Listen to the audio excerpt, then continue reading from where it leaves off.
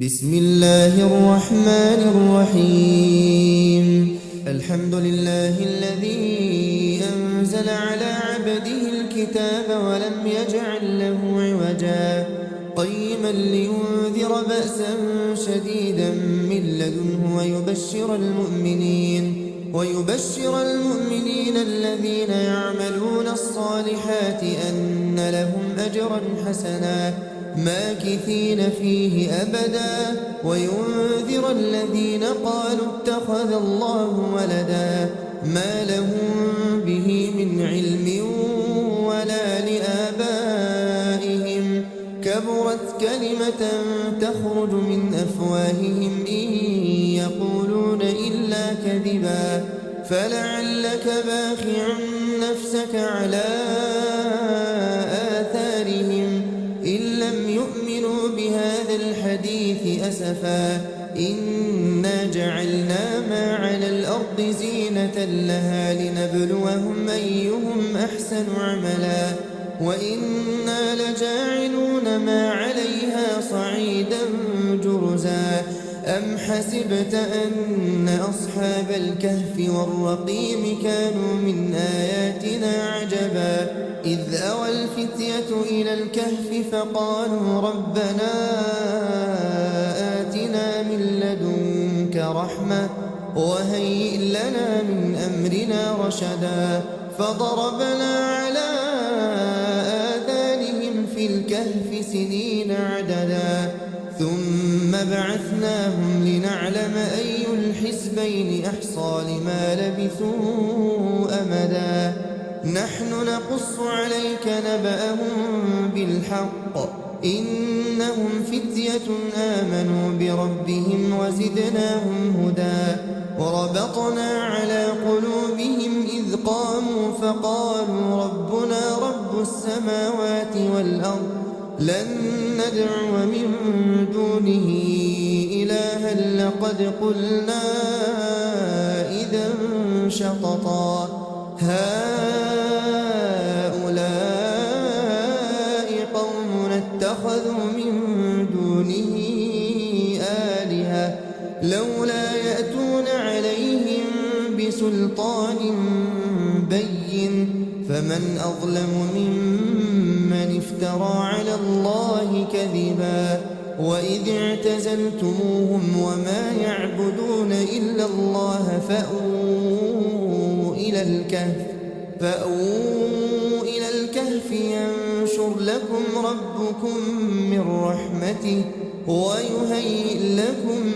من أمركم مرفقا وترى الشمس إذا طلعت تزاور عن كهفهم ذات اليمين وإذا غربت تقرضهم ذات الشمال وهم في فجوة منه ذلك من آيات الله من يهد الله فهو المهتد ومن يضلل فلن تجد له وليا مرشدا وتحسبهم أيقاظا وهم رقود ونقلبهم ذات اليمين وذات الشمال وكلبهم باسط ذراعيه بالوصيد لو اطلعت عليهم لوليت منهم فرارا ولملئت منهم رعبا وكذلك بعثناهم ليتساءلوا بينهم قال قائل منهم كم لبثتم قالوا لبثنا يوما أو بعض يوم قالوا ربكم أعلم بما لبثتم فابعثوا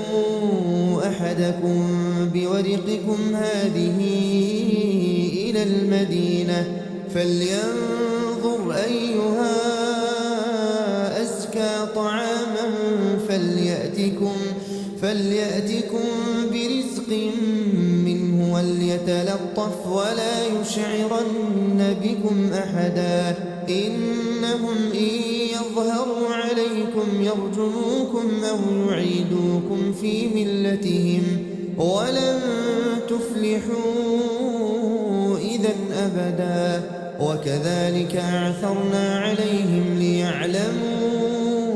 أن وعد الله حق وأن الساعة لا ريب فيها إذ يتنازعون بينهم أمرهم فقالوا ابنوا عليهم بنيانا ربهم أعلم بهم قال الذين غلبوا على أمرهم لنتخذن عليهم مسجدا سيقولون ثلاثة رابعهم كلبهم ويقولون خمسة سادسهم كلبهم رجما بالغيب ويقولون سبعة وثامنهم كلبهم قل ربي أعلم بعدتهم ما يعلمهم إلا قليل فلا تمار فيهم إلا مراء ظاهرا ولا تستفت فيهم منهم أحدا ولا تقولن لشيء إني فاعل ذلك غدا إلا أن يشاء الله واذكر ربك إذا نسيت وقل عسى أن يهديني ربي لأقرب من هذا رشدا ولبثوا في كهفهم 300 سنين وازدادوا 9 قل الله أعلم بما لبثوا له غيب السماوات والأرض أبصر به وأسمع ما لهم من دونه من ولي ولا يشرك في حكمه أحدا واتل ما أوحي إليك من كتاب ربك لا مبدل لكلماته ولن تجد من دونه ملتحدا واصبر نفسك مع الذين يدعون ربهم بالغداة والعشي يريدون وجهه ولا تعد عيناك عنهم تريد زينة الحياة الدنيا ولا تطع من أغفلنا قلبه عن ذكرنا واتبع هواه وكان أمره فرطا وقل الحق من ربكم فمن شاء فليؤمن ومن شاء فليكفر إنا أعتدنا للظالمين نارا أحاط بهم سرادقها وإن يستغيثوا يغاثوا بماء كالمهل يشوي الوجوه بئس الشراب وساءت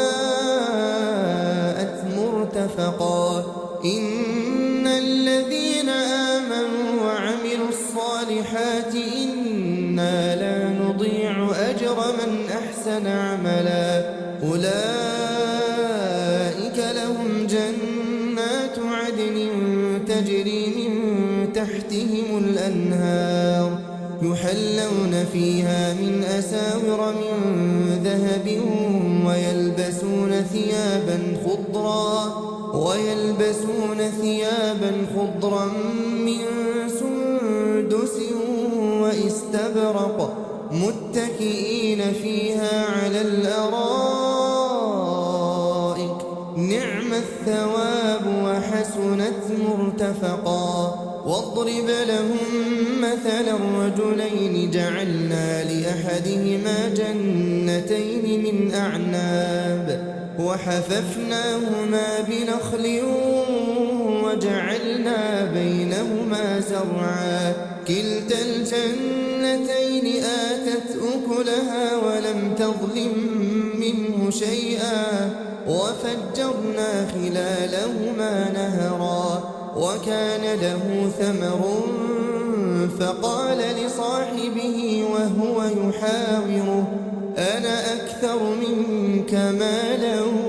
وأعز نفرا ودخل جنته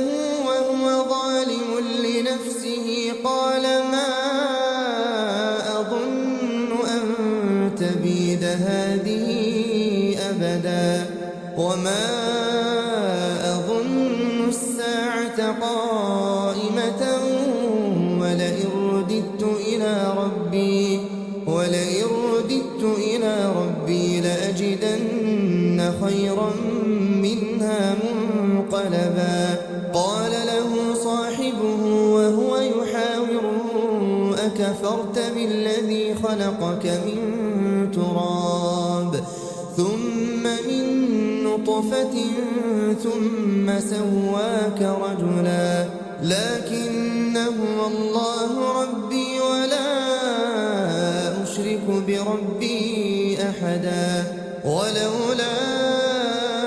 إذ دخلت جنتك قلت ما شاء الله لا قوة إلا بالله إن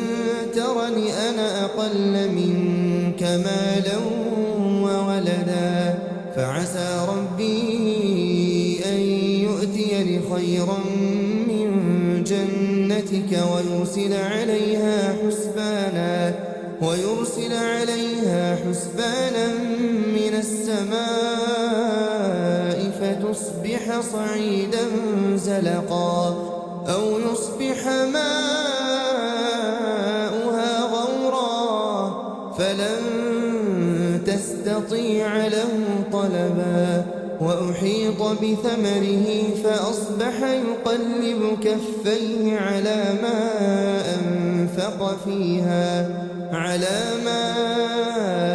أنفق فيها وهي خاوية على عروشها ويقول يا ليتني لم أشرك بربي أحدا ولم تكن له فئة ينصرونه من دون الله وما كان منتصرا هنالك الولاية لله الحق هو خير ثوابا وخير عقبا واضرب لهم مثل الحياة الدنيا كماء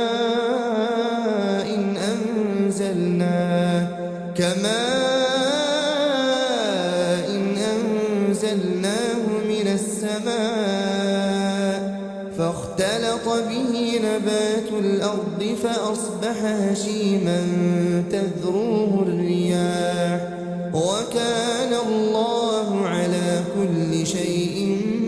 مقتدرا المال والبنون زينة الحياة الدنيا والباقيات الصالحات خير عند ربك ثوابا وخير أملا ويوم نسير الجبال وترى الأرض بارزة وحشرناهم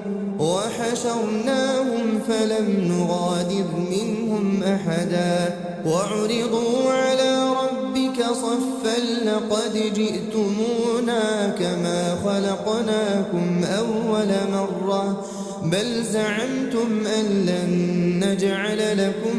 موعدا ووضع الكتاب فترى المجرمين مشفقين مما فيه ويقولون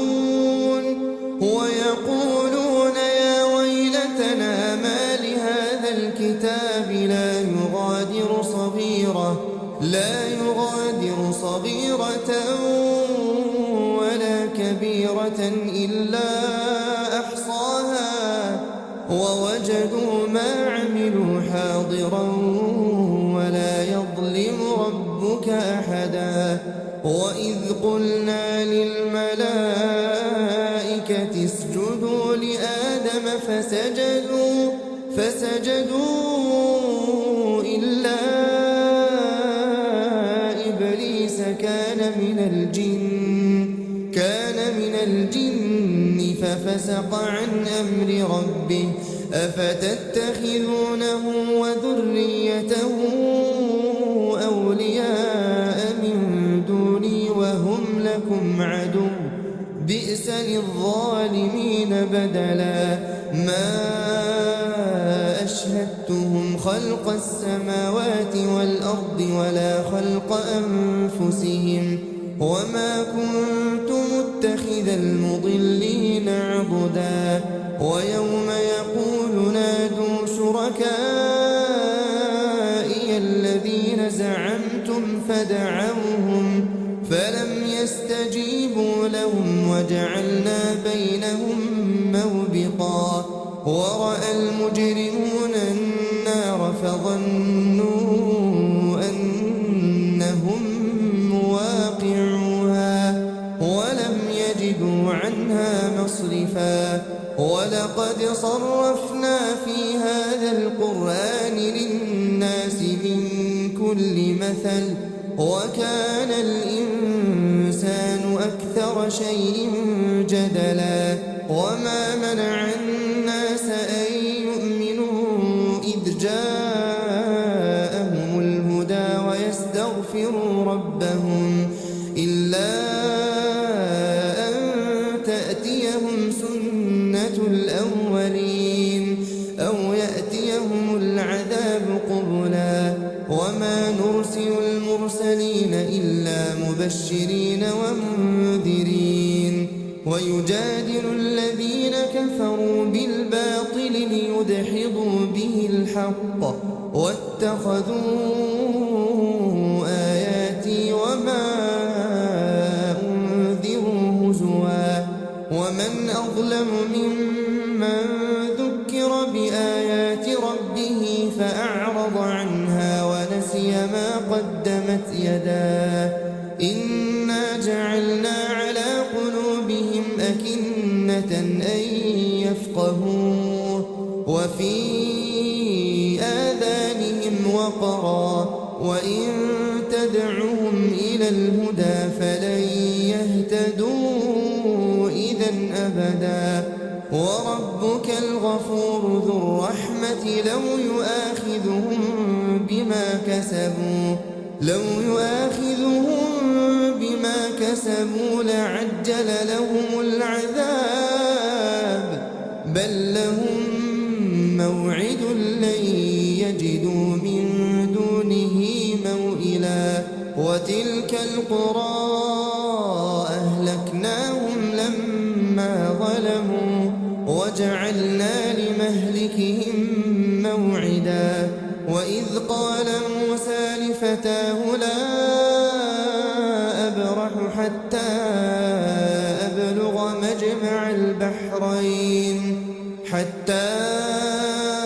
أبلغ مجمع البحرين أو أمضي حقبا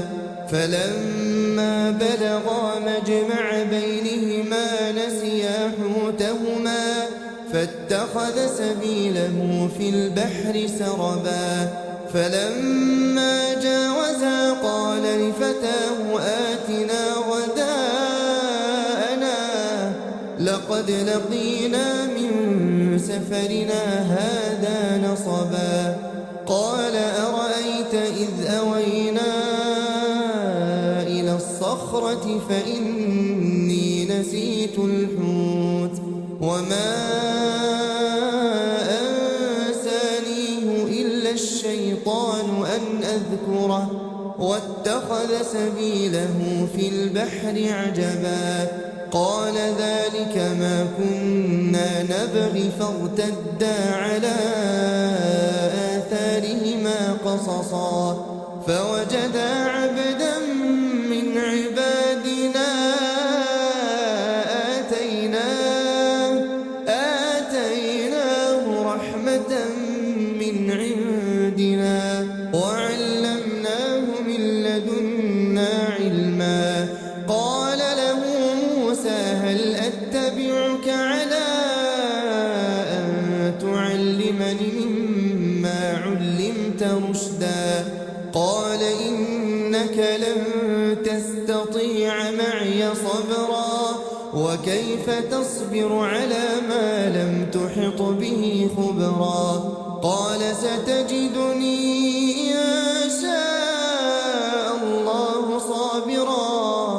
إن شاء الله صابرا ولا أعصي لك أمرا اتبعتني فلا تسألني عن شيء حتى أحدث لك منه ذكرا. فانطلقا حتى إذا ركبا في السفينة خرقها قال أخرقتها لتغرق أهلها لقد جئت شيئا إمرا. قال ألم أقل إنك لن تستطيع معي صبرا. قال لا تؤاخذني بما نسيت ولا ترهقني من أمري عسرا. فانطلقا حتى إذا لقيا غلاما فقتله قال أقتلت نفسا زكية بغير نفس لقد جئت شيئا نكرا. قال ألم أقل لك إنك لن تستطيع معي صبرا. قال إن سألتك عن شيء بعدها فلا تصاحبني قد بلغت من لدني عذرا. فانطلقا حتى إذا أتيا أهل قرية استطعما أهلها فأبوا أن يضيفوهما فوجدا فيها جدارا يريد أن ينقض فأقامه. قال لو شئت لاتخذت عليه أجرا. قال هذا فراق بيني وبينك سأنبئك بتأويل ما لم تستطع عليه صبرا. أما السفينة فكانت لمساكين يعملون في البحر فأردت أن أعيبها وكان وراءهم ملك يأخذ كل سفينة غصبا. وأما الغلام فكان أبواه مؤمنين فخشينا أن يرهقهما طغيانا وكفرا فأردنا أن يبدلهما ربهما خيرا منه زكاة وأقرب رحما. وأما الجدار فكان لغلامين يتيمين في المدينة وكان تحته كنز لهما وكان أبوهما صالحا فأراد ربك أن يبلغا أشدهما ويستخرجا كنزهما رحمة من ربك وما فعلته عن أمري ذلك تأويل ما لم تسطع عليه صبرا. ويسألونك عن ذي القرنين قل سأتلو عليكم منه ذكرا. إنا مكنا له في الأرض وآتيناه من كل شيء سببا فأتبع سببا حتى إذا بلغ مغرب الشمس وجدها تغرب في عين حمئة ووجد عندها قوما. قلنا يا ذا القرنين إما أن تعذب وإما أن تتخذ فيهم حسنا. قال أما من ظلم فسوف نعذبه ثم يرد إلى ربه فيعذبه عذابا نكرا. وأما من آمن وعمل صالحا فله جزاء الحسنى وسنقول له من أمرنا يسرا. ثم أتبع سببا حتى إذا بلغ مطلع الشمس وجدها تطلع على قوم لم نجعل لهم من دونها سترا. كذلك كذلك وقد أحطنا بما لديه خبرا ثم أتبع سببا حتى إذا بلغ بين السدين وجد من دونهما قوما